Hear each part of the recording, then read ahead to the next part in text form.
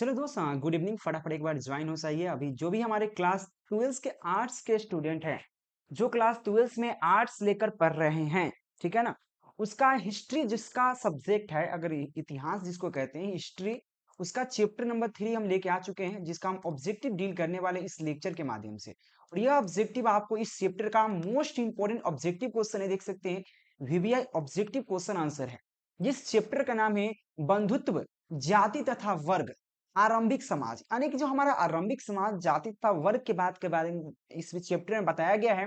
पूरी डिटेल में हम बात करने वाले हैं, ऑब्जेक्टिव के साथ आपको समझाते चलेंगे, कुछ आपको बताते चलेंगे। तो चलो लेक्चर को शुरू करते हैं। फटाफट एक बार ज्वाइन हो जाइए और बोर्ड एग्जाम बाई कुंदन से जो चैनल है उसको सब्सक्राइब कर लीजिए। डेली मैं लाइव क्लास दे रहा हूँ, ठीक है ना मेरे दोस्त। चलिए क्वेश्चन को बनने का प्रयास करते हैं। अगर पीडीएफ नोट्स लेना चाहते हैं तो नंबर आपको नीचे दिख रहा है, कंटेक्ट जरूर कीजिएगा।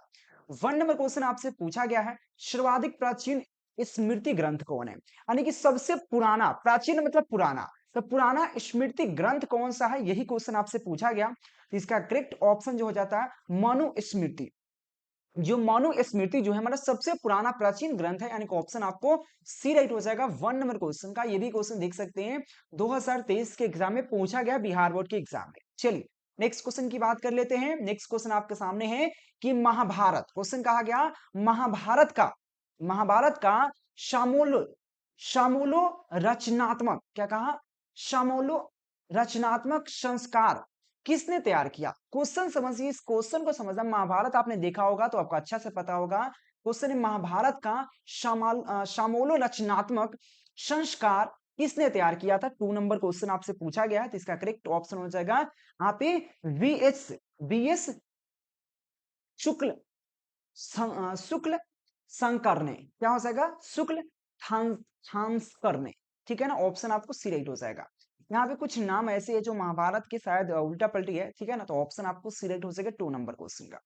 चलिए नेक्स्ट क्वेश्चन की बात कर लेते हैं। 3 नंबर क्वेश्चन है, महाभारत के किस पर्व में किया गया कि महाभारत युद्ध के कारणों का उल्लेख है। यानी कि क्वेश्चन है कि महाभारत के किस आप पर्व में किया गया महाभारत युद्ध के कारणों का उल्लेख किया गया है, यह क्वेश्चन कहा गया। काफी महत्वपूर्ण क्वेश्चन है आपके लिए, तो याद रखना आदि पर्व में, यानी कि ऑप्शन आपको बी रेड हो जाएगा 3 नंबर क्वेश्चन का।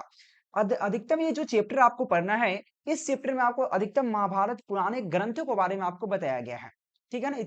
इतिहास का चैप्टर नंबर 3 की बात करते हैं।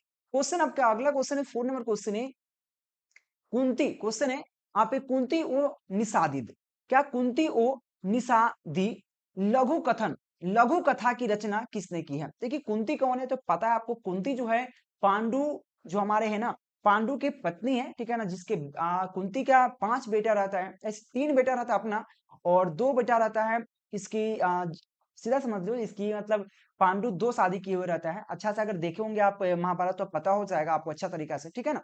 तो कुंती ओ निषादी लघु कथा किसकी रचना है, यह क्वेश्चन कहा गया। 4 नंबर क्वेश्चन है, तो इसका करेक्ट ऑप्शन हो जाएगा वहां पे महेश्वता, क्या हो जाएगा, महेश्वता देवी ने किया था, यानी कि ऑप्शन आपको बी राइट हो जाएगा, ठीक है ना। चलिए नेक्स्ट क्वेश्चन देख लीजिए। 5 नंबर क्वेश्चन आपके सामने क्वेश्चन कहता है यहाँ पे, माता के नाम से पुत्रों का नामकरण की परंपरा किस राजवंश में प्रचलित था। यानी कि अभी जो भी है तो आपको किस नाम से पहचाना जाता है, तो पापा जी के नाम से, आपके पिताजी के नाम से। लेकिन कौन ऐसा राजवंश था जिसमें माता के नाम से लोग पहचानता था, माता के नाम से आपको पहचानता था, कौन ऐसा राजवंश था, इसी की बात किया जा रहा है। तो याद रखना 5 नंबर क्वेश्चन का, याद रखना सतवाहन, शतवाहन जो राजवंश था उस समय, आपको अगर कोई पहचान पाता तो आपकी माता का नाम से, यानी कि ऑप्शन डी राइट हो जाएगा। अभी अगर आपसे पूछता है, आपके पिताजी का नाम पूछता है, ना कि कोई माता का नाम पूछता है, बहुत रियर केस में आपको माता का नाम पूछता है, यानी कि ऑप्शन डी राइट हो जाएगा। चलिए नेक्स्ट क्वेश्चन 6 नंबर क्वेश्चन कहता है यहाँ पे, द्विज के, क्या कहा, द्विज के अंतर्गत किस वर्ण को रखा गया है। तो द्विज के अंतर्गत किस वर्ण को रखा गया, 6 नंबर क्वेश्चन में 2 से काफी महत्वपूर्ण क्वेश्चन है, तो याद रखना प्रथम 3 वर्षों को, क्या कहा, प्रथम 3 वर्षों को रखा गया, यानी कि ऑप्शन आपको सी राइट हो जाएगा। आइए नेक्स्ट क्वेश्चन 7 नंबर क्वेश्चन है, पुरुषों, सॉरी, पुराणों की संख्या कितनी है, जो टोटल पुराणों की संख्या कितना है। यह क्वेश्चन देखो बिहार बोर्ड के 2011, 14, 15, 16, 19, 20 के एग्जाम में लगातार आपको 6 बार एग्जाम में पूछा गया है कि पुराणों की संख्या कितनी है। तो 7 नंबर का करेक्ट ऑप्शन क्या हो जाएगा, टोटल पुराणों की संख्या आपका 18, यानी कि ऑप्शन आपको बी राइट हो जाएगा। टोटल कितना है, 18 पुराणों की संख्या है। चलिए नेक्स्ट क्वेश्चन आपके सामने आता है। क्वेश्चन है, अभी अभिमन्यु किसका पुत्र था। अभिमन्यु किसका पुत्र था, काफी महत्वपूर्ण क्वेश्चन है। अभिमन्यु किसका पुत्र था, अगर आपने देखा होगा तो अभिमन्यु किसका पुत्र था, 8 नंबर क्वेश्चन है, तो अर्जुन का पुत्र था। अभिमन्यु किसका पुत्र था, अर्जुन का पुत्र था। ऑप्शन ए राइट हो जाएगा। और काफी शक्तिशाली अभिमन्यु था, क्योंकि अर्जुन सबसे धनुर्धारी था। देखिए ऐसे तो धनुर्धारी में दो था, कर्ण और अर्जुन, दोनों दोनों एक दूसरे का जोर नहीं था, दोनों इसके लिए भाई ही था। लेकिन होता क्या है, कुंती शादी से पहले ही एक सूर्य से वरदान मांग लेती है, जांचने के लिए कि हमारा जो वरदान मिला हुआ सही है कि नहीं। तो कर्ण बन जाता है, तो कर्ण को नदी में बहा देती है, जो एक सूत्र पुत्र बन जाता है। ठीक है, बाद में अर्जुन का जन्म होता है पांडु पुत्र के माध्यम से, पांडु के माध्यम से, यानी कि ऑप्शन आपको ए राइट हो जाएगा। चलिए, आपको क्या, अर्जुन का पुत्र था अभिमन्यु, यानी कि ऑप्शन ए राइट हो जाएगा। चलिए नेक्स्ट क्वेश्चन की बात करें, 9 नंबर क्वेश्चन है, कर्ण की माँ की क्या नाम है।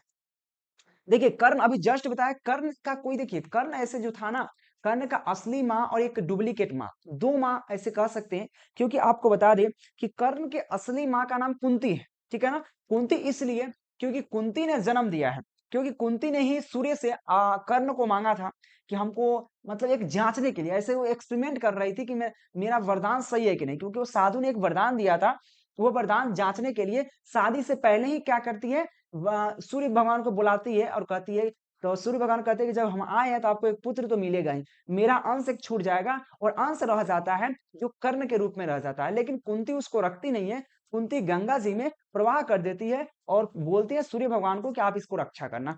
असली माँ उसका कुंती है और पालन पोषण करती है उसकी यशोदा करके कुछ नाम था, ठीक है ना। ऑप्शन ही राइट हो जाएगा। नेक्स्ट क्वेश्चन है, अर्जुन किसकी शिष्य थे। अर्जुन बेसिकली किसके शिष्य थे, शिष्य मतलब उनके टीचर का कौन नाम था, सिंपल समझ लीजिए, टीचर कौन था, तो याद रखना द्रोणाचार्य। द्रोणाचार्य उनके क्या थे, शिक्षक थे, यानी कि वो जो गुरु थे उनसे वो सीखा था अर्जुन, ठीक है ना। ऑप्शन आपको सिलेक्ट हो जाएगा। ऐसे द्रोणाचार्य के बेसिकली जो द्रोणाचार्य का जो एक जो बेटा है, ठीक है ना, आज भी हमारे पृथ्वी पर भटकता है, ठीक है ना, आज हमारे पृथ्वी पर भटकता है, यानी कि ऑप्शन आपको सिलेक्ट हो जाएगा। नेक्स्ट क्वेश्चन की बात कर लेते हैं। क्वेश्चन आपके सामने है, मनु स्मृति की रचयिता कौन है। देखिए मनु स्मृति सबसे पुरानी क्या है, पुरानी आपका ग्रंथ है, जो आपसे पूछा गया पहले ही क्वेश्चन में। लेकिन उसकी रचना कौन किया है, 11 नंबर क्वेश्चन है, तो इसका याद रखना मनु ने किया था, यानी कि ऑप्शन सी राइट हो जाएगा। और फटाफट एक बार चैनल को सब्सक्राइब कर लीजिए, पीडीएफ नोट्स के लिए नंबर दिख रहा है, कांटेक्ट कर लीजिए, टेलीग्राम ज्वाइन जरूर कर लीजिएगा। चलिए 12 नंबर क्वेश्चन है, किस वंश के राजा, किस वंश के राजा यहाँ पे बहुपत्नी प्रथा को मानने वाले थे। तो किस वंश के राजा बहुपत्नी प्रथा को मानने वाले थे, यह क्वेश्चन कहा गया। 12 नंबर क्वेश्चन है, तो इसका करेक्ट ऑप्शन जो हो जाता है, तो याद रखना यहाँ पे शातवाहन वंश का, इनका ऑप्शन आपको बी राइट हो जाएगा। ठीक है, चलिए नेक्स्ट क्वेश्चन की बात कर लेते हैं। अगला क्वेश्चन है, पुरुष शुक पुरुष सूक्त का उल्लेख किस ग्रंथ में किया गया है। तो पुरुष शुक्ल सुक्त का ग्रंथ जो उल्लेख किया गया है, किस ग्रंथ में किया गया है। 13 नंबर क्वेश्चन कहा गया, तो याद रखना ऋग्वेद में किया गया, यानी ऑप्शन ही राइट हो जाएगा, ऋग्वेद में। आइए नेक्स्ट क्वेश्चन देखिए, 14 नंबर क्वेश्चन है, आश्रम व्यवस्था। क्वेश्चन है, आश्रम व्यवस्था में कितने प्रकार के आश्रमों का उल्लेख है। तो आश्रम व्यवस्था में कितने प्रकार का आश्रमों का उल्लेख किया गया, तो याद रखना 4 प्रकार के आश्रमों का उल्लेख किया गया, ऑप्शन बी राइट हो जाएगा। और यह क्वेश्चन 2022 के एग्जाम में पूछा गया था। चलो नेक्स्ट क्वेश्चन की बात कर ले।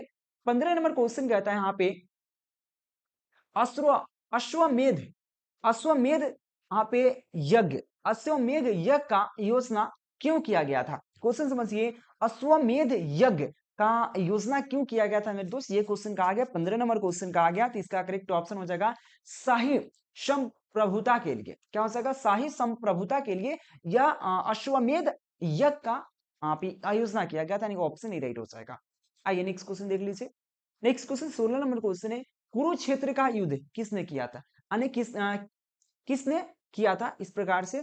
तो कुरुक्षेत्र का जो युद्ध था, तो किसने जीता था। तो मेरे दोस्त आप बता सकते हैं कुरुक्षेत्र का युद्ध कितने जीता था। 16 नंबर क्वेश्चन है, तो कुरुक्षेत्र का युद्ध पांडवों ने जीता था, पांडवों ने 5 था। कौन कौन था आपको पता है, युधिष्ठिर था, अर्जुन था, नकुल था, भीम था और सहदेव था। टोटल 5 भाई थे पांडव, 5 भाई। ठीक है ना। ऐसे कर्ण भी इसी का भाई रहता है, लेकिन उसको ऐसे मतलब कुछ वो मित्र बनकर वो यति की तरफ से लेता है, ठीक है ना। इस तरह इसके तरफ से नहीं रहता है। महाभारत देखिएगा और अच्छा सा समझ में आएगा, ठीक है ना।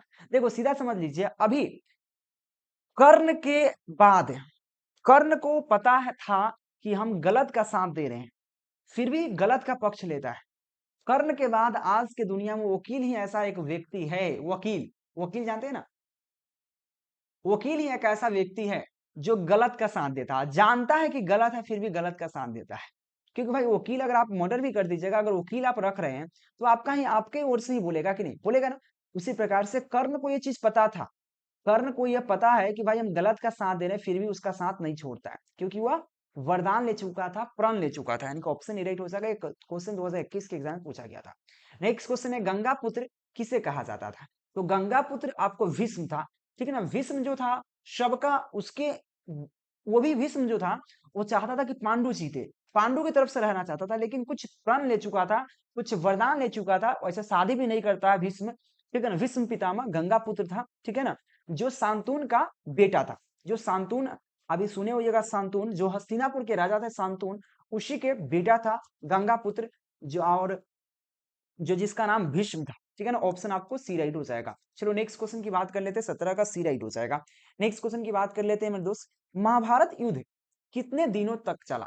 तो महाभारत युद्ध टोटल 18 दिन तक चला था। कितने दिन तक, 18 दिन तक चला था, यानी कि ऑप्शन डी राइट हो जाएगा। और ये क्वेश्चन 11, 9, 13 और कितना 11, 9 और 18 और 20 के एग्जाम में पूछा गया बिहार बोर्ड के। चलिए नेक्स्ट क्वेश्चन 19 नंबर क्वेश्चन है, महाभारत की रचना किस भाषा में हुई है। तो महाभारत की जो रचना हुआ है, महत्वपूर्ण क्वेश्चन आपसे पूछ दिया, तो संस्कृत भाषा में हुआ है, ठीक है ना। संस्कृत भाषा में सबसे पुरातन भाषा, यानी कि ऑप्शन ए राइट हो जाएगा। और ये क्वेश्चन बिहार बोर्ड के 2010 में, 2014 में, 2019 में, 2022 में, 2023 में, यानी कि टोटल 5 बार एग्जाम में पूछ चुका है। कितना इंपॉर्टेंट क्वेश्चन है। चलिए नेक्स्ट क्वेश्चन देख लीजिए, 20 नंबर क्वेश्चन है मेरे दोस्त, कि महाभारत किसने लिखा। तो महाभारत किसने लिखा था मेरे दोस्त, तो यह क्वेश्चन कहा गया। तो महाभारत किसने लिखा है, तो याद रखना महर्षि, यहाँ पे वेद व्यास ने लिखा है, महर्षि वेद व्यास जी ने लिखा है महाभारत। और ये भी क्वेश्चन आपको ऑलरेडी 16 और 20 के एग्जाम में पूछा गया था। चलो नेक्स्ट क्वेश्चन देख लेते हैं। क्वेश्चन है, जाति का लक्षण नहीं है। क्वेश्चन है यहाँ पे, जाति का लक्षण क्या नहीं है, बताइए जाति का लक्षण क्या नहीं है मेरे दोस्त, ये क्वेश्चन कहा गया है। याद रखना यहाँ पे समया क्या हो जाएगा, शम्या जो हमारा जाति का लक्षण बिल्कुल नहीं, यानी कि ऑप्शन आपको सी राइट हो जाएगा। चलिए नेक्स्ट क्वेश्चन आपके सामने है, 22 नंबर क्वेश्चन, निम्नलिखित में से किस प्रसिद्ध संत ने, कौन ऐसा प्रसिद्ध संत ने आप एक गीता की भक्ति टीका मराठी में लिखी। क्वेश्चन कहा गया कि आपको कौन ऐसा संत थे, जो प्रसिद्ध संत थे, प्रसिद्ध की बात कर रहे हैं, काफी फेमस संत ने गीता की भक्ति, गीता की भक्ति टीका मराठी में लिखी है, यानी कि उस संस्कृत से मराठी में ट्रांसलेट की है। ये क्वेश्चन कहा गया, तो याद रखना आप मनेश्वर ने, क्या मनेश्वर ने, यानी कि ऑप्शन डी राइट हो जाएगा।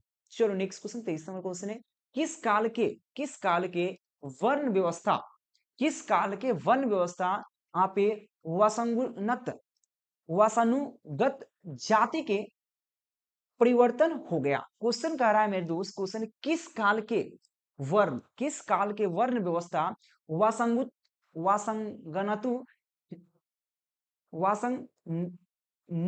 वासनुगत जाति में परिवर्त हो गया। कोई भी वर्ड होता है कि दिल में रहता है, बाहर नहीं निकल पाता है, गलती हो जाता है, ठीक है। तो ये 23 नंबर का करेक्ट ऑप्शन क्या हो जाएगा, तो याद रखना यहाँ पे उत्तर वैदिक काल में, यानी कि ऑप्शन ए राइट हो जाएगा। और ये क्वेश्चन काफी महत्वपूर्ण क्वेश्चन है। चलिए नेक्स्ट क्वेश्चन, ऐसे में आपके लिए सेलेक्ट किया गया क्वेश्चन 400 ऑब्जेक्टिव क्वेश्चन, 100 2 नंबर वाला क्वेश्चन, 20 5 नंबर वाला क्वेश्चन, आपको इंपॉर्टेंट क्वेश्चन आंसर लाया हूँ और एकदम सटीक भाषा में लेके आया हूँ। इंपॉर्टेंट क्वेश्चन आंसर नंबर दिख रहा है, कंटेक्ट करके जरूर ले सकते हैं। क्वेश्चन 24 नंबर क्वेश्चन कहता है यहाँ पे, गोत्र किसकी सूचक था। क्वेश्चन है, गोत्र किसकी सूचक था मेरे दोस्त, ये 24 नंबर क्वेश्चन कह रहा है। तो याद रखना प्रत्येक उपजाति के, प्रत्येक उपजाति के सामान्य पूर्वज का जो पूर्वज थे उसके गोत्र हमारे सूचक थे, यानी कि अभी आज भी गोत्र चलता है। अब किस गोत्र के हैं पता करना होता है, यानी कि ऑप्शन ए राइट हो जाएगा। चलिए नेक्स्ट क्वेश्चन 23 नंबर क्वेश्चन है, दुर्योधन की माँ कौन थी। देखिए दुर्योधन का माँ, दुर्योधन जो था वह धृतराष्ट्र के बेटा था। दुर्योधन से ही लड़ाई होता है। दुर्योधन बेसिकली टोटल 100 भाई था। कितने भाई था, टोटल 100 भाई था, ठीक है। दुर्योधन टोटल कितने भाई था, 100 भाई था। और इसकी जो माँ थी ना गांधारी, ठीक है ना, कौन थी मिर्च? दुर्योधन के कौन दुर्योधन जी थी, उसके नाम था गंधारी। जो गंधार का जो शकुनी मामा सुने होंगे, शकुनी, शकुनी मामा जो थे ना, शकुनी, शकुनी की बहन थी गंधारी, और गंधार की महारानी थी, ठीक है ना, उससे शादी हुआ था दुर्योधन का, सॉरी दुर्योधन बोल रहे हैं, धृतराष्ट्र का। और धृतराष्ट्र अंधा था, ये भी बेचारी अंधा बन जाती है, फिर भी वो 100 बच्चे को जन्म देती है। उसको वरदान मिला था शिव का। तो दुर्योधन का माँ कौन था? तो याद रखना गंधारी थी। टोटल कितने भाई था दुर्योधन? 100 भाई था, यानी कि ऑप्शन ही राइट हो जाएगा। फिर भी 100 भाई होते हुए भी हार जाता है। इसके तरफ से कर्ण भी रहता है, दुर्योधन की तरफ से भीष्म पितामह भी रहता है, सबसे बड़ा आदमी। फिर भी पांडु क्यों जीतता है? क्योंकि पांडु की तरफ से कृष्ण भगवान खुद रहते हैं। चलिए नेक्स्ट क्वेश्चन, 26 नंबर क्वेश्चन कहता है यहाँ पे, क्वेश्चन करें यहाँ पे, कर्णालंकार, कर्ण लंकार की संकल्पना सबसे पहली बार मिली थी। क्वेश्चन कहा है कर्ण लंकार की संकल्पना सबसे पहली बार मिली थी, कहां पे मिली थी? 26 नंबर क्वेश्चन कहा गया है, याद रखना यहाँ पे स्मृतियों में मिला था, यानी कि ऑप्शन डी राइट हो जाएगा 26 नंबर क्वेश्चन का। 27 नंबर क्वेश्चन कहता है महाभारत का, क्वेश्चन है महाभारत का, यहाँ पे शामोलो रचनात्मक संस्कार कितने वर्ष में तैयार हुआ? क्वेश्चन कहा गया महाभारत का समोलाचनात्मक संस्कार कितने वर्ष में तैयार हुआ मेरे दोस्त? 27 नंबर क्वेश्चन कहा जा रहा है, काफी महत्वपूर्ण क्वेश्चन, याद रखना 37 वर्ष में तैयार हुआ, यानी कि ऑप्शन रिलेट हो जाएगा। नेक्स्ट क्वेश्चन देखो यहाँ पे, गोत्र के अंदर विवाह करना कौन सा विवाह है? गोत्र के अंदर विवाह करना कौन सा विवाह है? अगर आपका गोत्र, आपका जात पात मिलता है, उससे विवाह ही करना, तो याद रखना अंतर विवाह कहलाता है। क्या कहलाता है? अंतर विवाह कहलाता है, यानी कि ऑप्शन ही राइट हो जाएगा। चलिए नेक्स्ट क्वेश्चन की बात कर लेते हैं, क्या ब्राह्मणों क्या ब्राह्मणों का स्वर्ण प्रभाव था? क्या ब्राह्मणों का सार्वभौमिक प्रभाव था? हाँ या ना, नहीं, दोनों, इस प्रकार से क्वेश्चन कहा गया, तो याद रखना बिल्कुल था, यानी कि ऑप्शन आपको ई राइट हो जाएगा। चलिए नेक्स्ट क्वेश्चन, 30 नंबर क्वेश्चन कहा गया मेरे दोस्त, क्वेश्चन है शतवाहन सतवाहन राजाओं और रानियों की आकृतियों प्राप्त कहाँ यहाँ पे उत्कीर्ण है? मतलब शतवाहन जो राजाओं, और जहां पे जिस समय राजा, एक शासक वंश था, नाम था शतवाहन। शतवाहन सबसे पुराना है, जिसमें जिस समय ज्यादातर रानियों का राज चलता था, आपके माँ के नाम से आपको जाना जाता था, ठीक है ना। तो शतवाहन राजाओं और रानियों की आकृति प्राप्त कहाँ किया गया है, मतलब किसमें कहाँ किया गया है मेरे दोस्त? ये क्वेश्चन कर रहा है, 30 नंबर क्वेश्चन है, तो याद रखना यहाँ पे गुफा की दीवारों पर उसका कुछ तस्वीर प्राप्त किया गया, यानी कि ऑप्शन आपको सी राइट हो जाएगा। नेक्स्ट क्वेश्चन देखिए, 31 नंबर क्वेश्चन है, द्रोण, क्या कहा? द्रोण, ठीक है ना, द्रोणाचार्य। तो द्रोण अति द्वितीय, क्या कहा? अद्वितीय, द्रोण अद्वितीय क्वेश्चन कहा गया मेरे दोस्त। एक मिनट मेरे दोस्त, एक फोन आ रहा है, एक मिनट मेरे दोस्त। चलिए, हाँ क्वेश्चन क्या है? द्रोण अद्वितीय तीरंदाज तीरंदाज किसको बनाना चाहते थे? देखो मतलब होता है ना तीरंदाज, मतलब समझिए इस प्रकार से कि सबसे बेहतरीन धनुर्धर, ठीक है ना, सबसे बेहतरीन धनुर्धर अर्जुन को बनाना चाहते थे। किसको? अर्जुन को। ऐसे इसका कहानी सुनोगे तो बहुत थोड़ा सा अजीब टाइप का है, क्योंकि अर्जुन सबसे बड़ा धनुर्धर बनाना चाहते थे अर्जुन को, द्रोणाचार्य, ठीक है ना। लेकिन द्रोणाचार्य का एक और शिष्य था, ठीक है ना। द्रोणाचार्य को देख देख कर एकलव्य नाम सुने होंगे, ठीक है ना। एकलव्य जो था ना, एकलव्य था, ऐसे वो मगध का राजा का बेटा था, और वो बेसिकली आया था सीखने, लेकिन उसको ऐसे उसको देख देख कर ऐसा धनुर्धर बन चुका था, जो अर्जुन से भी थोड़ा सा ज्यादा तेज हो चुका था। तो एक द्रोण क्या करते थे, एकलव्य से अपना शिष्य थी गुरुदक्षिणा के रूप में अंगूठा मांग लेते हैं, अंगूठा ये एकलव्य दे देता है। तो एकलव्य तो हट गया भाई, तो अर्जुन बन जाता है। लेकिन अर्जुन से भी एक धनुर्धर, अर्जुन का भाई खुद कर्ण, क्योंकि कुंती का ही बेटा था कर्ण, कर्ण भी आता था। लेकिन कर्ण बेसिकली क्या है, कुंती का बेटा इसलिए नहीं हो पाता क्योंकि वो जन्म लेते ही उसको नदी में प्रवाह कर देता, लेकिन उसका माता पिता तो बेसिकली राजा था ना, कुंती राजा थी, राजा की बेटी थी। लेकिन होता क्या है, उसको एक शूद्र पुत्र पालता है, तो वो शूद्र बन जाता है, शूद्र बन जाता है। फिर भी वो उसके पास गुण तो वही रहता है ना, राजा का ही ना। इस वजह से उसको आते हैं द्रोण के पास, तो द्रोण सीधा, पहले का गुण होता था कि आपको केवल क्षत्रियो को सिखाया जा सकता है, या पंडित को, किसी शूद्र पुत्र को आप धनुर्धर विद्या नहीं सिखा सकते हैं। इसलिए वो आता है तो इसको बिलगा देते हैं, जो द्रोण है ना, अर्जुन को, कर्ण को बिलगा देते हैं। तो कर्ण प्राण लेता है, तो कर्ण उसी से सीखने जाता है, किससे?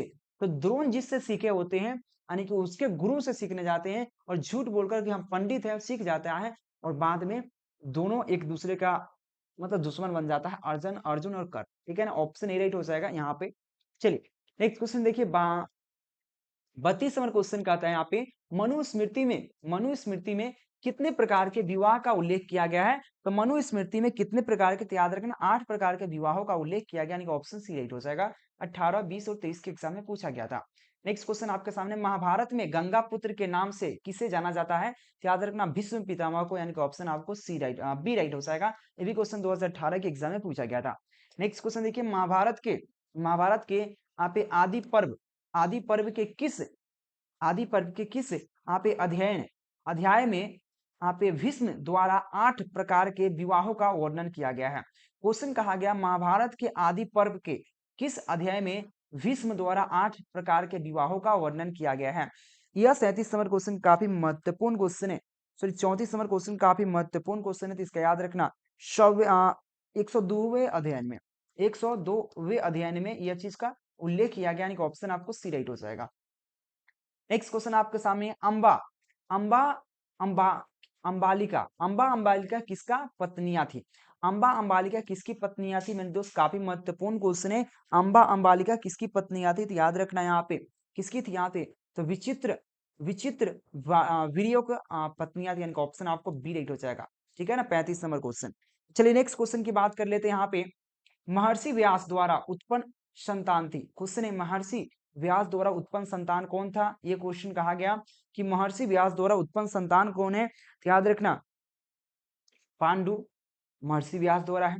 क्यों महर्षि व्यास द्वारा? आपको बताते हैं, थोड़ा सा इसमें भी ट्विस्ट है। ठीक है ना, यहाँ पर पांडु पांचों जो पांडु है वो भी था, साथ में आप बात करें पांडु के साथ साथ आपका हो जाएगा यहाँ पे धृतराष्ट्र भी, विदुर, ये सभी पांडु धृतराष्ट्र 3 भाई थे। देखिए ऐसे बता दे, आपको एक चीज बता दे, ठीक है ना, तो पांडु के जो पिताजी होता क्या है कि जो संतून थे, संतून जो शादी एगो गंगा पुत्र होता है, गंगा जी शादी कर लिए थे, तो उनके द्वारा एक पुत्र हुआ जिसका नाम था वो क्या बोलते हैं, प्रण लिए रहते आपको एक संतान देने, जो भीष्म पितामह। तो संतून के बेटा एक भीष्म पितामह हुए। ठीक है ना, संतून के बेटा कौन हुए? भीष्म पितामह। तो भीष्म पितामह बेसिकली, तो फिर क्या हुआ, संतून दूसरा शादी कर लिए एक मछुआरा से, मछुआरा की लड़की शादी कर लेते हैं। ठीक है ना, वो शादी करने के बाद उनसे क्या होता है, वो कहते हैं कि वो कहते हैं कि भाई आप तो राजा बन जाओगे, भीष्म पितामह दिया राजा बन जाता है। लेकिन वो जो औरत थी, जो मतलब पत्नी थी, दूसर की पत्नी, किसकी? संतून की, तो वो बोलती है कि हमारा तो कोई वंश नहीं, आपका आप राजा बन गए, आपका शादी होगा, आपका बेटा राजा बनेगा, हमारा क्या होगा? तो वो बोलते हैं, भीष्म पितामह प्रण लेते हैं कि हम शादी ही नहीं करेंगे। बस उसके बाद क्या होता है, उनसे एक संतान होता है। किनसे? तो याद रखना, शांतुन के जो दूसर की पत्नी थी उनसे एक संतान होता है। वो संतान क्या होता है? पागल होता है। पागल मतलब वो दारू उरू पीता है, मांस मदिरा खाने लगता है। तो बेसिकली उसका जब राज्याभिषेक होने वाला होता है ना, तो क्या होता है, उससे पहले शादी करना होता है। तो भीष्म पितामह जाते हैं और भीष्म पितामह जाकर एक लड़की को अपहरण करके लाते हैं, 2 लड़की को। ठीक है ना, 2 लड़की को लाते हैं। ठीक है, उसमें से दोनों का शादी इससे कराने वाले होते हैं। किससे? तो आपका जो सीधा समझ लीजिए, इसका क्या बोलते हैं, संतून के पोता से। लेकिन वह मांस मदिरा खाता था, लेकिन शादी होने से पहले ही उसकी मृत्यु हो जाती है। तो उससे मृत्यु हो जाती है, तो 2 उसकी पत्नी हो गया, मृत्यु भी हो गया, 2 पत्नी हो गया। वह 2 पत्नी से क्या होता है कि अब बच्चा कैसे होगा? तो महर्षि व्यास ने ये पहले होता था कि अगर कोई भी अगर साधु से क्या होता था, अगर उसके सामने अगर खड़ी हो जाए आदमी, तो होता क्या था, नंगा खड़ी हो जाए तो नंगा खड़ी हो जाएगा ना, तो उसके साथ वो महर्षि कुछ मतलब महर्षि व्यास थे, वो कुछ जादू मंत्र से वो बच्चा को पैदा कर सकते थे। ठीक है ना, तो हुआ क्या कि वहां पे दोनों तो यह दोनों पत्नी खड़ा हो गए। ठीक है ना, तो वहां पे क्या हुआ कि थोड़ा देर के लिए लजा गए, नंगा थे तो लजा गए, तो आंख बंद कर लेते हैं उनकी एक माँ। तो धृतराष्ट्र अंधा हो जाता है, पांडु एक था, विदुर था। ठीक है ना, तीनों भाई था। तो वहां के राजा कौन बनता है? पांडु बनता है राजा। लेकिन धृतराष्ट्र बड़ा होने की वजह से ये चाहता है कि हम राजा बने। ठीक है, लेकिन अंधा होने की वजह से नहीं बन पाता है, पांडु बनता है। लेकिन पांडु बहुत बड़ा कहानी है, महाभारत देखोगे, हम नहीं समझाएंगे, आप पूरा महाभारत हमको समझाना पड़ जाएगा। ठीक है, पूरा महाभारत समझोगे तभी समझ में आएगा, या आपको समझ में आ रहा होगा। ठीक है, तो क्या हो जाएगा, सभी के सभी क्या है, महर्षि व्यास द्वारा उत्पन्न संतान है। चलिए नेक्स्ट क्वेश्चन देख लीजिए। क्वेश्चन यहाँ पे, घटोत्कच किसका पुत्र था? तो घटोत्कच भीम का पुत्र था। अब इसमें भी एक कहानी बहुत बड़ा छुपा हुआ है। घटोत्कच दो बेसिकली था क्या कि जब इसमें अब कहानी बहुत दूर चल जाएंगे, समझ में कमी आएगा। क्योंकि होता था क्या, दुर्योधन द्वारा क्या हुआ कि पांडु पुत्र जो था, पांचों भाई, चाहे भीम की बात कर ले, भीम की बात कर ले, चाहे आप अर्जुन की बात कर ले, दुर्योधन युधिष्ठिर की बात कर ले, और आपको नकुल की बात कर ले, सहदेव की बात कर ले, उसकी माता कुंती की बात कर ले, तीनों पूजा करने के लिए गए थे माता के, अपने पिता की शांति के लिए बाहर। तो वहां पे एक क्या होता है, बहुत बड़ा यहाँ जो दुर्योधन था और शकुनी मामा, बहुत बड़ा षड्यंत्र रचता है उसको मारने का, क्योंकि मार देंगे तो हमारा बेटा राजा बन जाएगा। मारने का प्रण लेता है, तो उसमें क्या होता है, लाह का घर बनाता है तो आग लगा देता है। तो उसमें क्या होता है, उसका माँ बोलती है कुंती की चलो यहाँ से, और वहां से बच जाता है, ठीक है, लाह के घर से। और क्या धरती को खोदते खोदते पहाड़ में चल जाता है, तो वहां पे साधु बन के रहता है, तो जंगल में घुस जाता है, ठीक है ना। तो जंगल में घुस जाता है, तो जंगल में जाकर राक्षस के कुछ मायावी कुछ राक्षस का जंगल था, उसमें घुस जाता है।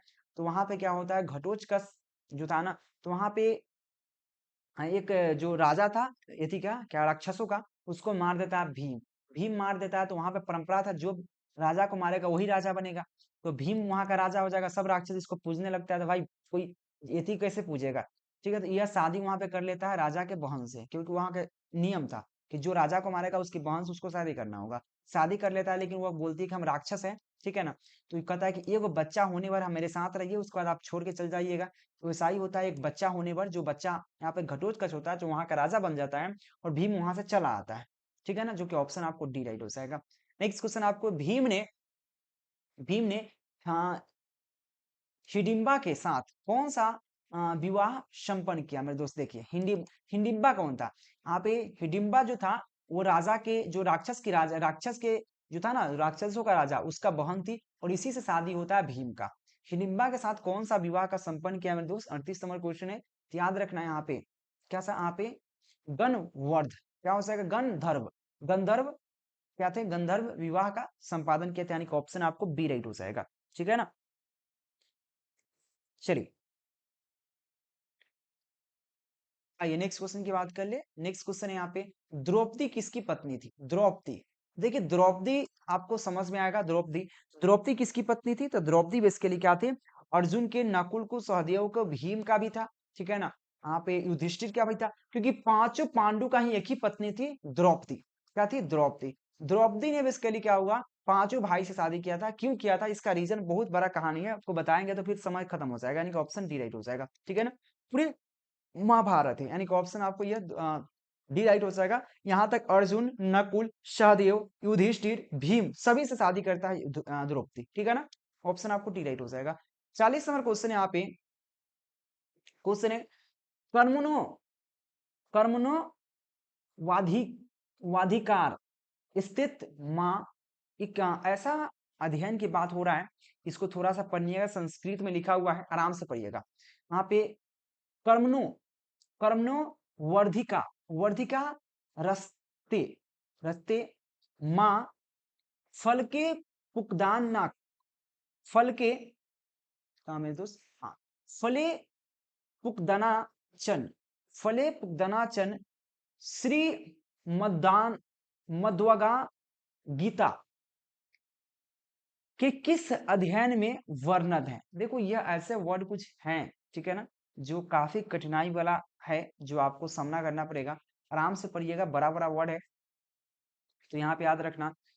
कर्म नियम वर्धि का रास्ते, कर्म वर्धि का रास्ते माँ फले उपदान चन श्री मद श्रीमद्भाव गोवातनी गीता की अध्ययन किस वर्णन में किया गया? 40 नंबर क्वेश्चन है मेरे दोस्त। यह क्वेश्चन का जो करेक्ट ऑप्शन हो जाएगा, द्वितीय में किया गया, द्वितीय अध्ययन में किया गया, यानी कि ऑप्शन आपको बी राइट हो जाएगा।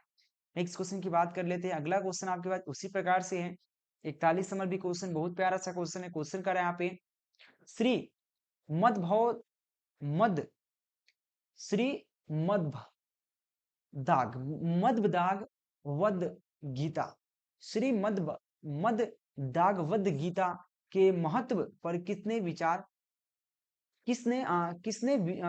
व्यक्त किया है? ये क्वेश्चन कहा गया। तो इसका करेक्ट ऑप्शन हो जाएगा महात्मा गांधी ने, विवेकानंद ने, जहां साथ में बाल